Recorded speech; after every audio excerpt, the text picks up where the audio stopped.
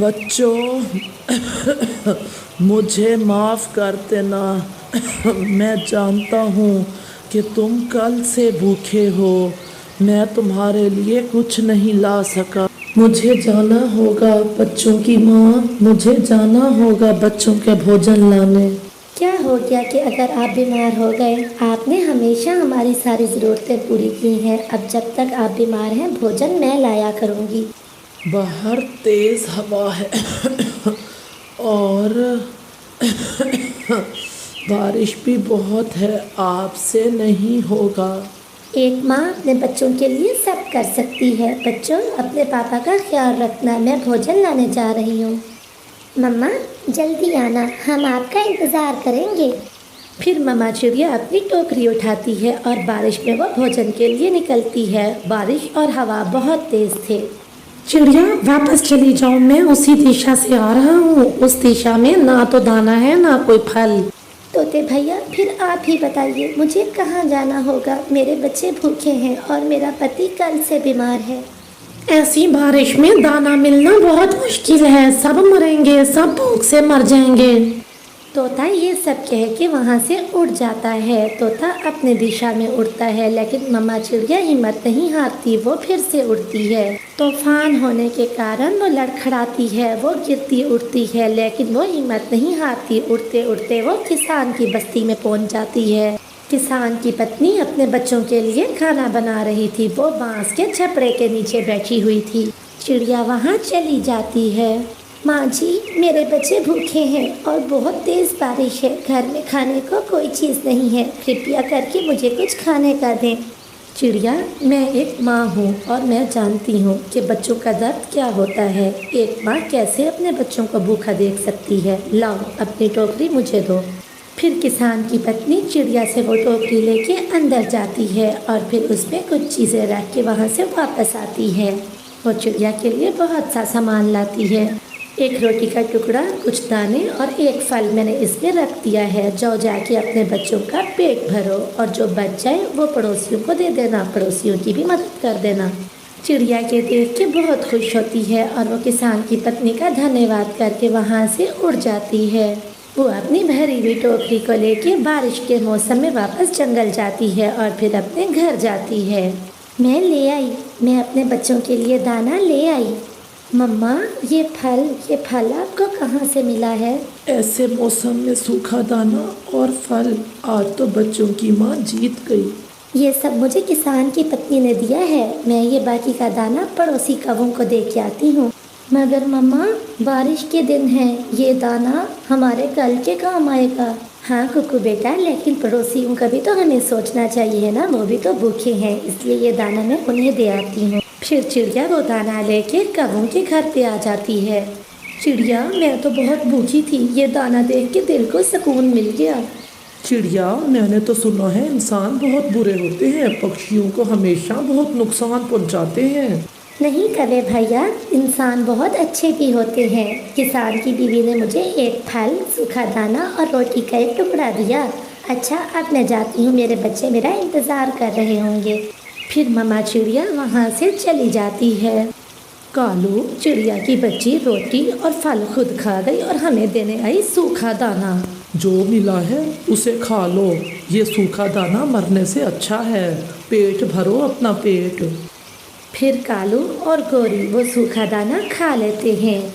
दूसरे दिन गौरी कालू से कहती है, कालू जी, क्यों ना हम कुछ ऐसा करें कि जिससे ये चिड़िया किसान की पत्नी की नज़र में बुरी बन जाए और वो दाना और फल हमें देने लगे। उसके लिए हमें कुछ न कुछ करना होगा। कौवा और कवि भी इंसानों की बस्ती की तरफ उड़ते हैं। चिड़िया आज फिर अपनी टोकरी में भोजन रख के वापस जंगल जा रही थी। कालू, वो गई, चिड़िया सारा भोजन लेके चली गई है, अब हमें क्या मिलेगा? तुम चिंता ना करो, कल से ये सारा भोजन हमें मिलेगा। कौवा और कवि फिर से उड़ते हैं। वो किसान के घर जाके छत पे बैठ जाते हैं। उनकी नज़र दरवाजे के पास पड़े हुए किसान की पत्नी के कंगन पे पड़ती है। किसान की पत्नी टूटी से हाथ मुंह धो रही थी और कंगन दरवाजे के पास पड़ा था। कालू कौवा चुपके से उड़ता है और किसान की पत्नी का वो कंगन उठा लेता है। फिर कौवे कंगन उठा के वापस घर पे आ जाते हैं। कालू कालू जी, अब बनेगी चिड़िया चोरनी और किसान की पत्नी उसको दाना तो क्या अपने घर के पास भी नहीं आने देगी। बच्चों की माँ, अब मौसम ठीक है और बारिश भी रुक गई है। कल से हम दोनों जाएंगे भोजन लेने। किसान की पत्नी मेरा बहुत ख्याल रखती है। अब हमें भोजन लेने के लिए मारे मारे फिरने की कोई ज़रूरत नहीं है। मेरा कंगन कहाँ गया? ये कैसे हो सकता है? अभी कुछ देर पहले तो मैंने यहीं पर ही रखा था। कौन चुरा के ले गया मेरा कंगन? किसान की पत्नी यूँ परेशान होकर अपना कंगन ढूंढने लग जाती है। शाम के बाद कौवा और कवि किसान की पत्नी के पास आते हैं। माँ जी, ये सोने का कंगन आपका है क्या? ये कंगन तो मेरा है, लेकिन ये तुम्हारे पास कहाँ से आया? मैं कब से इसे ढूंढ रही हूँ। वो है ना चोरनी चिड़िया, उठा के ले गई थी तुम्हारे घर से। ये मैंने देखा तो छीन के ले आई उससे। माँ जी, हम बहुत अच्छे कवि हैं, हमसे बुरे काम नहीं देखे जाते।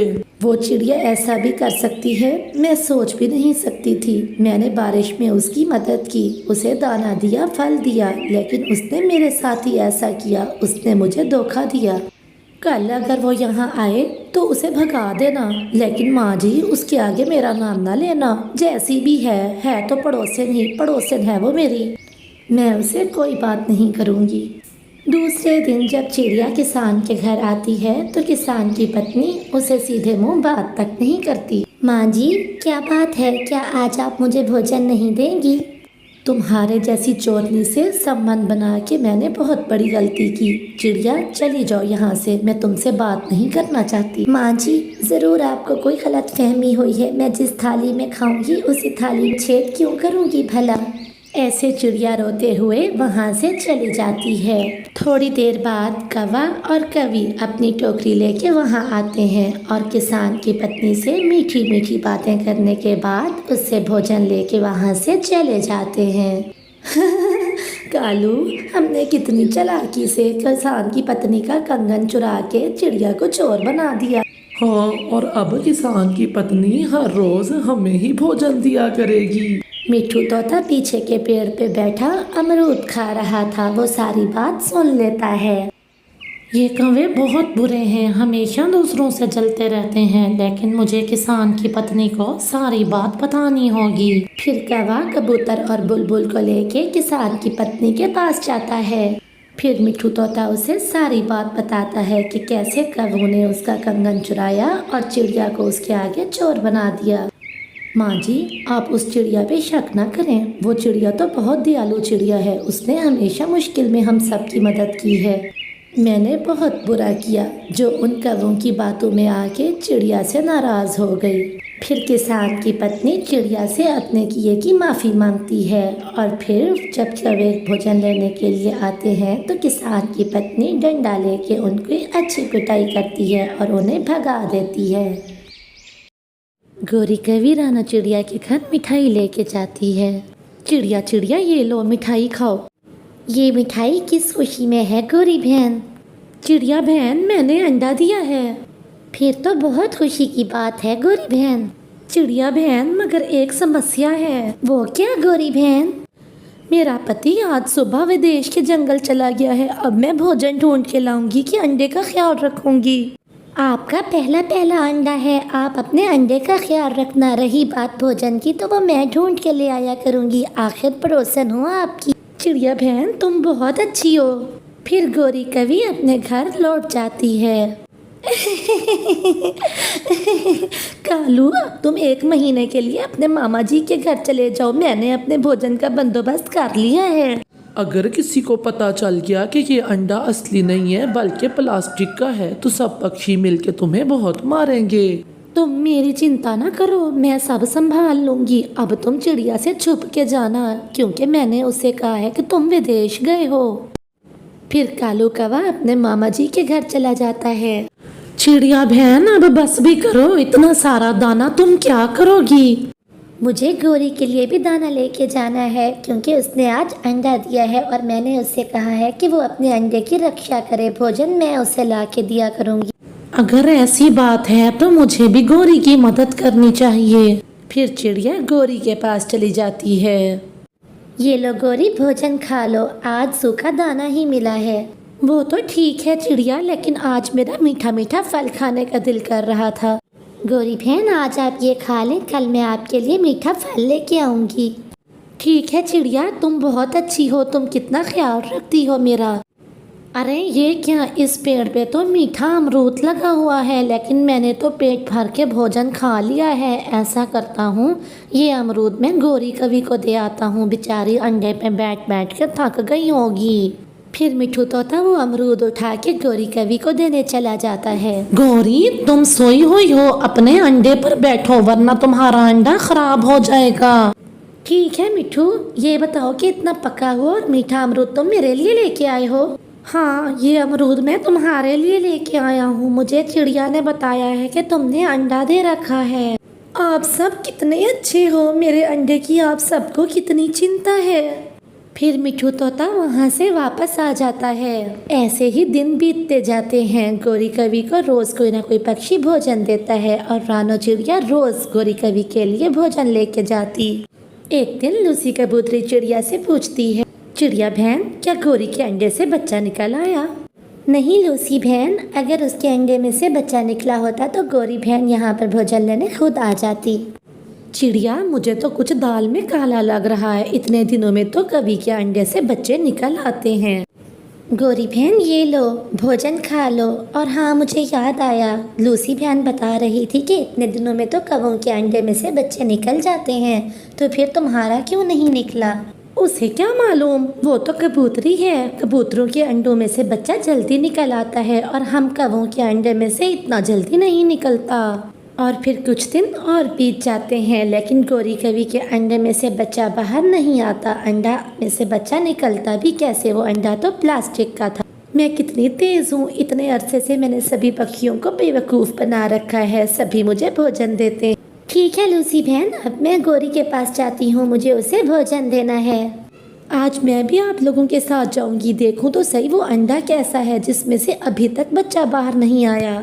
फिर वो सब गौरी के यहाँ आ जाते हैं। ये लो गौरी बहन, दाना खा लो। और हाँ, जब तुम्हारे अंडे में से बच्चा बाहर आए तो उसे ज़रूर बताना कि उसकी चिड़िया मौसी रोज़ उसे भोजन ला के दिया करती थी। और उसे ये भी कहना कि उसका मिठू मामा भी उसकी माँ के लिए रोज भोजन लाया करता था। आप सभी बहुत अच्छे हैं, आप लोगों ने इन दिनों में मेरा कितना ख्याल रखा है। अगर आप ना होते तो न जाने में क्या करती। गौरी बहन, जरा अपना अंडा तो दिखाना, देखो तो सही अंडा स्वस्थ भी है कि नहीं। नहीं, मेरा अंडा बिल्कुल ठीक है, मैं ऐसे हाथ नहीं लगाने दूंगी, ऐसे हाथ लगाने से मेरा अंडा टूट भी सकता है।